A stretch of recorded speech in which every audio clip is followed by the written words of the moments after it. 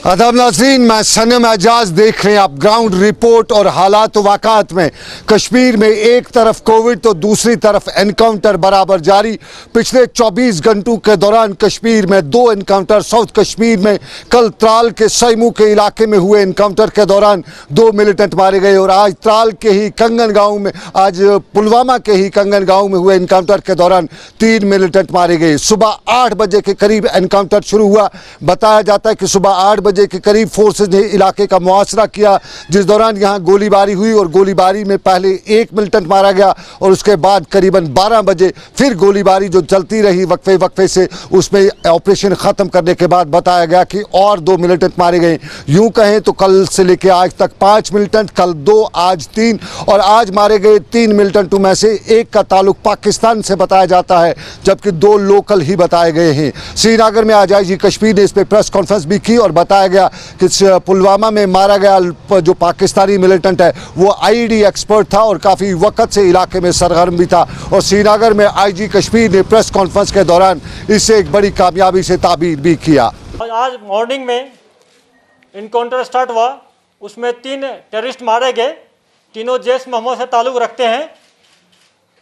उसमें एक FT terrorist है पाकिस्तान का, जिसका कि आप लोगों के बहुत महीनों से, खास करके लास्ट वीक से बहुत आप लोग इंतजार कर रहे थे कब पकड़ा जाएगा या मारा जाएगा, जिसको हम लोग बोलते हैं अब्दुल रहमान एलियास फौजी बाबा या भाई, जो मुल्तान पाकिस्तान का है। अफगानिस्तान की लड़ाई में उन्होंने पार्टिसिपेट किया था और 2017 से पुलवामा डिस्ट्रिक्ट में, इनफैक्ट कि पूरे साउथ कश्मीर में एक्टिव है। ये बहुत सारे इंसिडेंट में पार्टिसिपेट किया है। दिसंबर 2019 में एक इनकाउंटर हुआ था जिसमें कामरान मारा गया था। ये भागने में कामयाब हो गया था 2019 में। ये आईडी एक्सपर्ट भी है। और जो 28 तारीख को जो हम लोग मॉर्निंग में आईडी को जो डिटेक्ट किए थे, आर्मी सीआरपी पुलिस मिलकर उसको बाद में न्यूट्रलाइज किया था। उसमें ये बनाया भी था, इसका बहुत बड़ा मंशा था, बहुत बड़ा इंसिडेंट करने का। पुलिस, आर्मी, सीआरपीएफ के लिए ये सबसे बड़ी कामयाबी है। मैं तो मानता हूं कि इस साल का रियाज नाकू के बाद दूसरा सबसे बड़ी कामयाबी है, जिसको हम लोग ज्वाइंटली मिलकर न्यूट्रलाइज कर पाए। और आगे हम लोग ज्वाइंटली इसी ढंग से बहुत कोऑर्डिनेट वे में सिनर्जी के साथ काम करते रहेंगे और जो कामयाबी प्राप्त करेंगे आप लोगों से मौके पर आके शेयर करते रहेंगे। और उसमें 2 और मिलिटेंट जो आइडेंटिफाई नहीं हुआ है, हम लोग कुछ लोगों का कहना है कि ये लोकल हो सकता है। हम लोग उनके पेरेंट्स से, जो पोटेंशियल पेरेंट्स है, उनको रिक्वेस्ट किए कि पीसीआर में आके अगर देखें, अगर वो आइडेंटिफाई कर लेंगे तो उनको हम लोग उनके बीरियल में जो बारामूला में हम लोग करने जा रहे हैं उनको पार्टिसिपेट करने का मौका देंगे। अगर आइडेंटिफाई नहीं होता है तो भी उसको तीनों को हम लोग बारामूला डिस्ट्रिक्ट में उसको लास्ट राइट कराएंगे, मजिस्ट्रेट के सामने कराएंगे। उनका डीएनए हो रहा है, पोस्टमार्टम भी हो जाएगा उसका। कश्मीर की सूरत हाल, एनकाउंटर और उस पर आईजी कश्मीर की प्रेस कॉन्फ्रेंस। लेकिन और मामला है, जो बड़ा मामला है वो कोविड का भी है और कोविड के इसी मामले को लेकर रियासत में हंगामा खैज सूरत हाल बनी हुई है। और कल से लेकर आज तक जो कुछ भी देखने को मिला है उसको देखते हुए यही कहा जा सकता है कि अभी और भी इम्तिहान हैं और इन्हीं इम्तिहानात में अब सवाल बड़े उठने लगे हैं। कोविड सेंटर्स पे सवाल उठते हुए सूरत हाल बयान करते हुए आज अनंतनाग के डिस्ट्रिक्ट हॉस्पिटल की सूरत हाल कुछ इस तरह से थी कि एक खातून जो कोविड हॉस्पिटल में एडमिट थी वो उसने सरेराह बच्चे को जन्म भी दिया। बिजबिहाड़ा के अस्पताल की खबर है, कोविड उससे बनाया गया था इस अस्पताल को और यह हामला खातून एडमिट थी जो पॉजिटिव रिलेटेड केसेस लेके आई थी, कोविड में पॉजिटिव थी और यह हॉस्पिटल के अंदर एडमिट थी। लेकिन जिस तरह से लगातार इल्ज़ाम लगाए जा रहे थे कि कोविड अस्पतालों के अंदर या क्वारंटीन अस्पतालों के अंदर डॉक्टर्स पेशेंट्स को अटेंड नहीं करते हैं और दर्द ज़ेह में मुब्तला यानी लेबर पेन में मुब्तला इस खातून का जब दर्द बढ़ा, बच्चे को जन्म देने का वक्त आया, लेकिन कोई डॉक्टर, कोई सिस्टर, कोई नर्स उसका इलाज करने या उसको हमदर्दी के 2 बोलने उसके सराहने नहीं आई, उसके पास नहीं आई। दर्द ज़्यादा बढ़ता गया तो ये खातून कोविड अस्पताल से निकल के सड़क पे पहुंची तो सरेराह इसने बच्चे को जन्म दिया। वो भला हो वहाँ पे राह चलते लोगों का जिन्होंने अपने कपड़े उतारे और अपने कपड़े उतार के पर्दा खड़ा किया इस खातून का, आसपास पर्दा खड़ा किया, मर्दों ने पर्दा किया इस औरत का। और यहाँ पे जब तक खवातीन आती, जब तक तिबी अमले मामले के लोग पहुंचते तब तक इस खातून ने बच्चे को जन्म दिया था। तो सवाल अनंतनाग से यही उठा कि हॉस्पिटल के अंदर जो मरीजों के साथ डॉक्टर सलूक करते हैं उसकी इससे बदतरीन मिसाल कहीं नहीं मिल सकती है। हम अनंतनाग चलते हैं फिदा हुसैन के पास, पूरी तफसील उनसे जानी गई। फिदा हुसैन, हमारे पास खबर सोशल मीडिया पे वायरल भी हो रही है और हमारे पास भी ये खबर पहुंची है कि एक औरत ने, एक खातून ने, एक बहन ने बीच सड़क में सरेरा बच्चे को जन्म दिया है। वाकई की तफसील बताएं। देखिए सनम, मैं आपको यहाँ पे ये जरूरी बता देना चाहूंगा कि कहीं ना कहीं पे महकमा सेहत की जो खुद की सेहत है वो बिगड़ती हुई नजर आ रही है।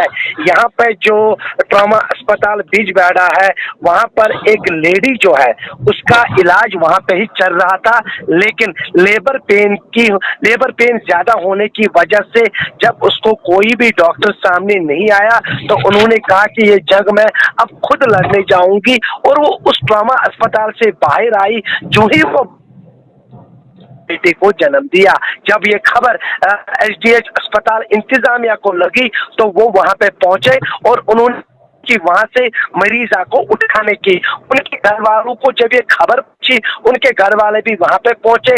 उन्होंने वहां पे नारेबाजी और वहां पे जितनी भी जो हामिला खातून है वो बाहर आई, उन्होंने अपनी जो है वो बयान की। उन्होंने कहा कि अगर हमारे साथ ऐसा ही होना है तो फिर हम अपने घर में ही बैठे, क्योंकि डॉक्टर भी अब हमें हाथ नहीं लगाते हैं, डॉक्टर भी सामने नहीं आते हैं, क्योंकि महकमा सेहत जो है बार बार दावे कर रही है यहाँ पे कि हम इनका इलाज कर रहे हैं, हम इनको 24 घंटे देख रहे हैं, क्योंकि हम तो डॉक्टरों को 24 घंटे सलाम करते हैं। तो क्या ये इस सलाम का यही नतीजा है कि हम हामिला खातून की जो है उसकी इज्जत नहीं करेंगे, उनकी देखरेख नहीं करेंगे, उनको वक्त पे दवाई नहीं देंगे?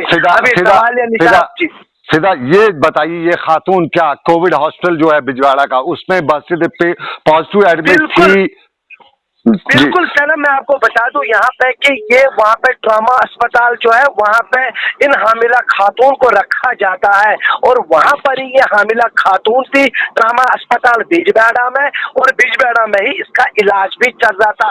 लेकिन लेबर पेन ज्यादा होने की वजह से जब कोई डॉक्टर ही नहीं था तो फिर वो क्या करती? उन्होंने कहा कि या तो मुझे जीना है या तो मरना है, मैं अब बाहर आकर ही ये सारा कुछ जो है ये जो ये कहते हैं डॉक्टर्स बार बार कि हम आपकी देखरेख करते हैं। फिदा, अब आपने इंतजामिया से बात की, डिप्टी कमिश्नर से बात की होगी, क्या बताया डिप्टी कमिश्नर ने? बिल्कुल, यहाँ पे जो इंतजामिया है, जिला इंतजामिया है, उनकी नोटिस में जो ये खबर आई तो उन्होंने यकीन दिलाया कि अगर डॉक्टरों की लापरवाही होगी तो उनको बख्शा नहीं जाएगा। आखिर वो मरीजा बाहर आई कैसे, ये भी उन्होंने जिला इंतजामिया ने ट्रॉमा अस्पताल इंतजामिया से पूछा कि अगर वहाँ पे आपके लोग हैं फिर वो बाहर आई तो आई कैसे? ये एक बड़ा सवाल है यहाँ पे सनम, और हम पूछना चाहेंगे महकमा सेहत के बड़े ऑफिसर से, हम पूछना चाहेंगे चीफ मेडिकल ऑफिसर से जो दावे कर रहा है यहाँ पे कि हम यहाँ पर महकमा सेहत में सुधार आया है, तो क्या यही सुधार है? एक खबर की और तस्दीक आपसे मैं चाहूंगा, क्या ये खातून जो है जब इसने सड़क पे बच्चे को जन्म दिया तो अस्पताल में जो बाकी कोविड के पॉजिटिव केसेस थे या बाकी हामिला खवातीन थी वो कहाँ गई? वो भी बाहर आई या अंदर ही गई? बिल्कुल, देखिए सनम, जब उन्होंने इनका दर्द देखा तो शायद उनमें भी रहा नहीं गया, वो बाहर आए, क्योंकि जिस तरह से सोशल मीडिया पे वीडियो भी वायरल हुआ उसमें साफ तौर पे दिखाई दे रहा है कि उनके साथ जितने भी कपड़े हैं वो अपने कपड़े लेकर कह रहे कि हम अब यहाँ नहीं रहेंगे, हमें बाहर आने की इजाजत दी जाए, हम इस अस्पताल के अंदर नहीं बैठेंगे।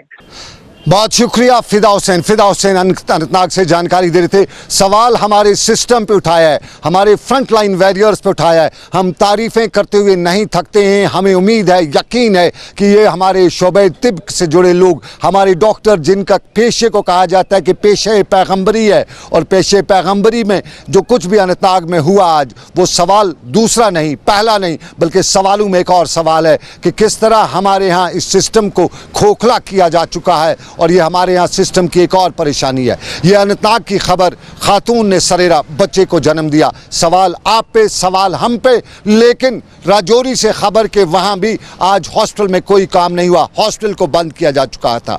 खबर क्या है, तफसील जानने के लिए जमशेद मलिक राजौरी से। जमशेद, खबर हमारे पास कि राजौरी के अस्पताल को आज बंद किया गया था, क्या वजह थी, क्या सूरत हाल थी, तफसील से बताइए। जी सनम, पिछले कुछ दिनों से लगातार जिस तरह राजौरी में केस बढ़ते जा रहे हैं, राजौरी में सुंदरबनी के बाद अब कालाकोट से भी एक ऐसा पॉजिटिव केस सामने आया जिसकी कोई ट्रैवल हिस्ट्री नहीं थी और ये शख्स 31 तारीख को मेडिकल कॉलेज राजौरी में अपनी जांच के लिए आता है, क्योंकि इसको कई और बीमारियों से पहले मुतला था। उसको देखे हुए हॉस्पिटल पहुंचता है जहां इसकी जांच होती है। उसके बाद 31 तारीख को इसको जम्मू मेडिकल कॉलेज रेफर कर दिया जाता है, जहां से इसकी कल रिपोर्ट पॉजिटिव आती है और उसके बाद राजौरी के हॉस्पिटल के हालात एकदम बदल जाते हैं और राजौरी हॉस्पिटल को आज के लिए ओपीडी के साथ साथ सैंपलिंग को भी कंप्लीट बंद कर दिया गया है।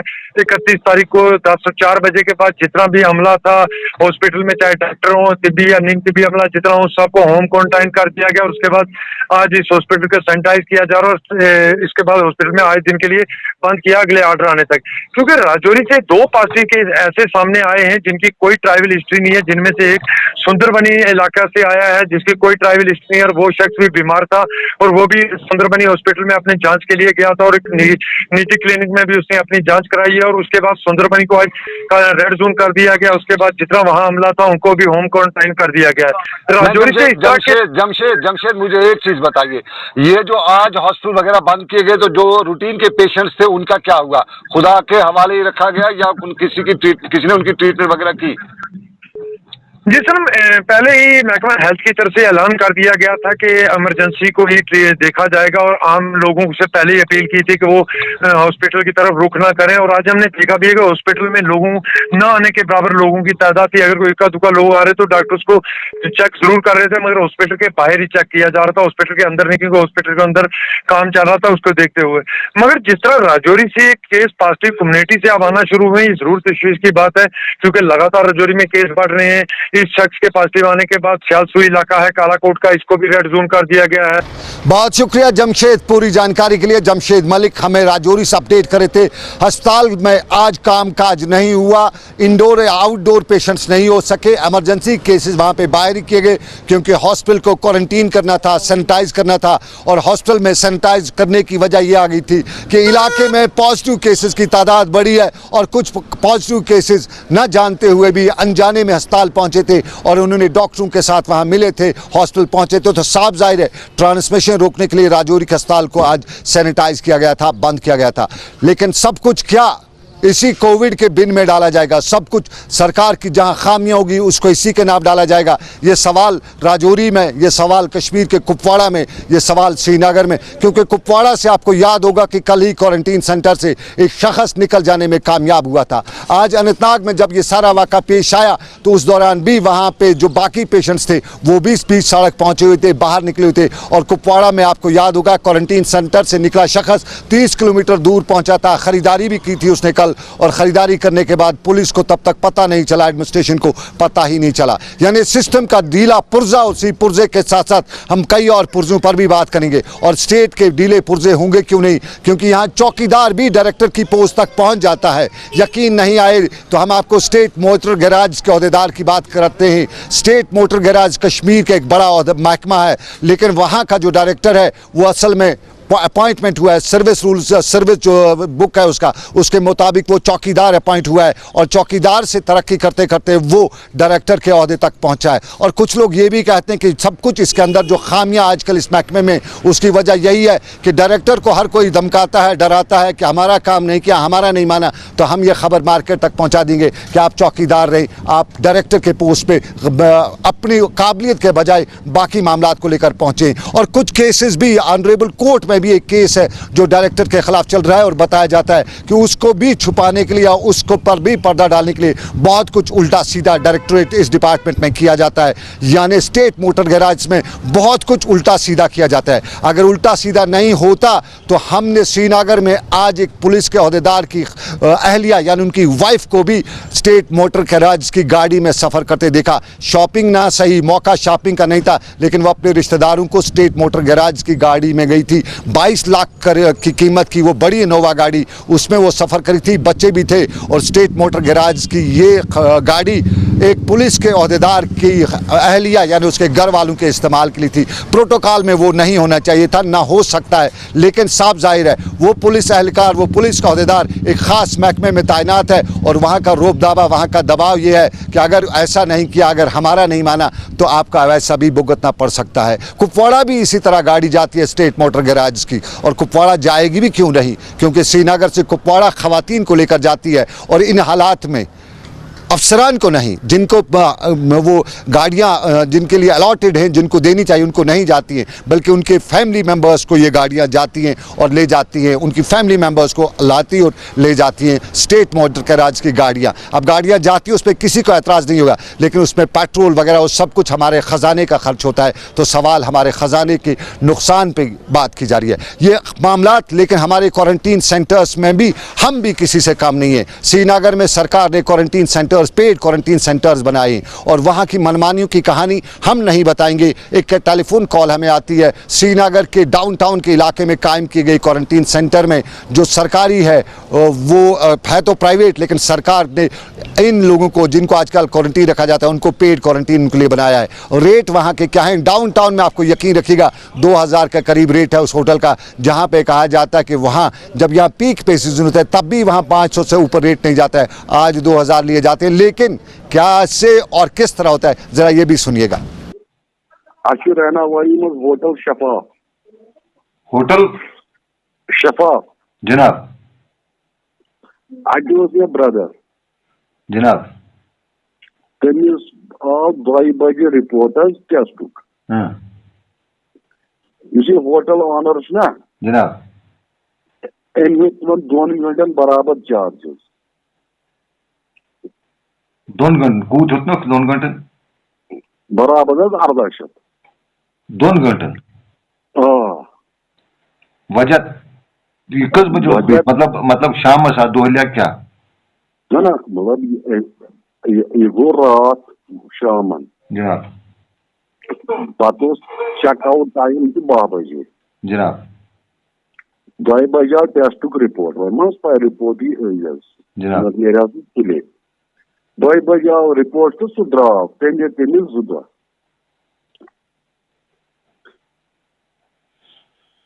आव समझ समझ जनाब। यह खश कर होटल क्या नावत शफाफ शफा शफाफ SHEFAF यह कतनस बराबर रहना वाली हस्पताल मान। अच्छा यह कम थोमुत क्वारंटीन खत गवर्नमेंट ने थोमुत पेड क्वारंटीन अलग अत कूत चार्ज कर रातस कर चार्जेस 1800 प्लस 400 खानस 2 टाइमन अहन 2 टाइम।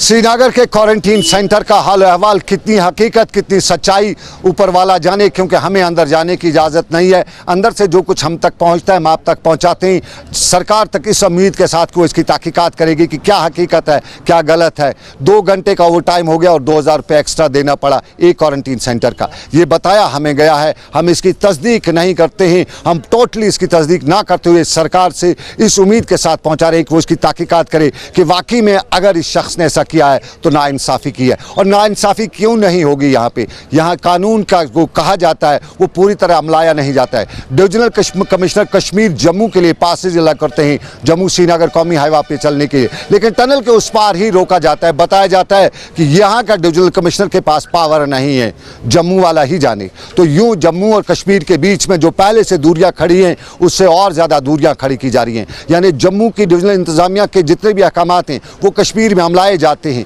कश्मीर की डिविजनल इंतजामिया के अहकामात को जम्मू की डिविजनल इंतजामिया बिल्कुल नहीं मानती है, बिल्कुल कोई पास नहीं करती है। और यूं कश्मीर से जो आदमी जम्मू के लिए निकलता है उसकी रात क्या, उसका रात दिन जो है वो इस शाहरा पर परेशानी के आलम में गुजरती है। एक कॉल ऐसी हमें आती है, वो भी सुनाते हैं और बताते हैं कि जम्मू की इंतजामिया क्या खुदाई फौजदार है और कश्मीर की इंतजामिया, कश्मीर के डिविजनल कमिश्नर के पास क्या पावर नहीं है, क्या वो IAS नहीं है, क्या उसको सरकार ने इस चीज़ के लिए नियुक्त नहीं किया है। ज़रा आप भी सुनिए, हम भी सुनते हैं। श्रीनगर दिवकाम साहब पास करान हाईवे खतर जनाब, ठीक जनाब, मगर मे तगान बोजन यह मे तगान समझुन यह तंडे अपोर वातान टनल से क्रॉस करा और श्रीनगर से बराबर काजीकुंड टनल क्रॉस करते तक कोई रोकता नहीं है।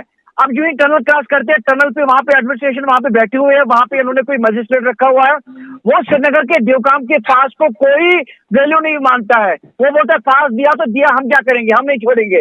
बाकी जो जम्मू से आते हैं कश्मीर, उनको बिना पास बिना परमिशन छोड़ते कश्मीर, क्या इनको जानबूझकर कश्मीर में कोई बीमारी फैलानी है? अगर श्रीनगर का देवकाम वो पावर रखता है, वो पास देता है हाईवे के लिए, तो फिर ये अलो क्यों नहीं करते जम्मू से? प्लीज, कोई बीमार है, कोई जम्मू का अचानक आया था सिक्किम, बेचारा घर जाना चाहता है, उसने कोविड-19 टेस्ट भी किया है, उसका रिपोर्ट नेगेटिव आया है, तब भी उसको नहीं मानते हैं। फिर क्या ये कौन सी यूटी बनी है? ये कहाँ का एडमिनिस्ट्रेशन है? तो चलिए ये एक मुद्दा, लेकिन दूसरे मुद्दे पे भी चलते हैं। कश्मीरी अपनी बरादरी, अपनी खुददारी के लिए काफ़ी मशहूर भी हैं और हमदर्दी, इंसानी हमदर्दी का जज्बा कश्मीर में हर जगह देखने को मिलता है। श्रीनगर में बहुत से नॉन कश्मीरी लोग हैं जो इस वक्त भी यहाँ पे मौजूद हैं। सरकार ने उन्हें अपने घरों तक नहीं पहुँचाया, लेकिन कश्मीरी उनकी खिदमत करते हैं, उनकी मदद करते हैं। इरफान फाजिल गए हुए थे श्रीनगर, कई इलाकों में नॉन कश्मीरियों से मिले, बात की सूरत हाल जानी, क्या बताया उन्होंने, हम आपको दिखाते हैं। और आए थे चिनार वाले, उन्होंने हमें एक बार रिलीफ दी थी, तो वो अल्लाह के फजलो कर से हमारा महीना 1.5 महीना लग गया है।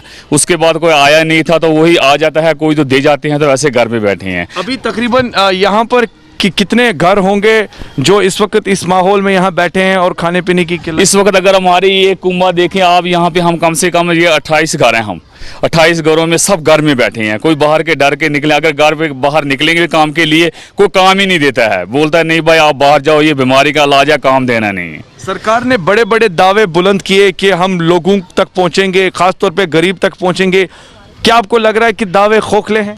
बिल्कुल खोखले हैं जी, खाली बोले थे। हमारा बैंक कोड भी था जम्मू का, हमने भी देखा, जो हमें कुछ भी नजर नहीं आया, खाली मुंह से बोल दिया, आज तक कोई पैसा निकला नहीं, कोई बैंक कोड में नहीं निकले, कोई सरकार की तरफ से कोई मदद भी नहीं आई। कोई चलो भाई इधर जो जगह है, मैं आपसे जानना चाहूँगा, इस वक्त जो बीमारी फैली है, म्यूनसिपैलिटी या मेडिकल डिपार्टमेंट की कोई टीम यहाँ आई, दवाई वगैरह छिड़काई यहाँ पे? या अभी कोई टीम नहीं आई, सच्ची बात बोले, यहाँ पे कोई टीम नहीं आई जिसने का दुआ हुआ कोई सड़की हो तो ना कुछ ना। बस जब से आए हैं हम 6 महीने के लिए यहाँ पे आते हैं गुज्जर पार्टी के साथ, तो हम यहीं पे तब से घर पे बैठे हैं। तो चलिए ये बात आज की ग्राउंड रिपोर्ट की। आज की ग्राउंड रिपोर्ट में हमने ज़मीनी हक़ाइक़ से जुड़ने की और जोड़ने की कोशिश की, लेकिन अभी और भी मसाइल हैं, बच्चों के मसाइल हैं तालीम के मैदान में, उनके इम्तिहान के मैदान में। और एक मसला है जम्मू कश्मीर के पुलिस के वो एहलकार जो लद्दाख में ड्यूटी लगाए गए हैं। लद्दाख अब अलग ड्यूटी बन चुकी है, लेकिन उन पुलिस एहलकारों को वापस नहीं लाया जा रहा है। जम्मू कश्मीर के ये आर्मड पुलिस के या जम्मू कश्मीर पुलिस के एहलकार जो लद्दाख में ड्यूटी हैं, अब उनको LP यानी लद्दाख पुलिस का वो बैच लगाना पड़ेगा। ये सवाल अपनी जगह पर, लेकिन लिया गया था उनको सिर्फ 1 महीने के लिए, 7 महीने बाद भी वापस नहीं भेजा गया। बताया जाता है कि वहाँ की इंतजामिया कहीं न कहीं पुरानी रविश इख्तियार किए हुए है। और उसी रविश के साथ आपको इससे अभी इजाज़त चाहूँगा, इस वादे के साथ कि ऊपर वाले की रही मर्जी, फिर करेंगे आपसे मुलाकात। आप रखिए अपना ख्याल। आज के प्रोग्राम से मुझे और मेरे साथी आबिद कादिर को दीजिए इजाज़त। अल्लाह हाफिज़।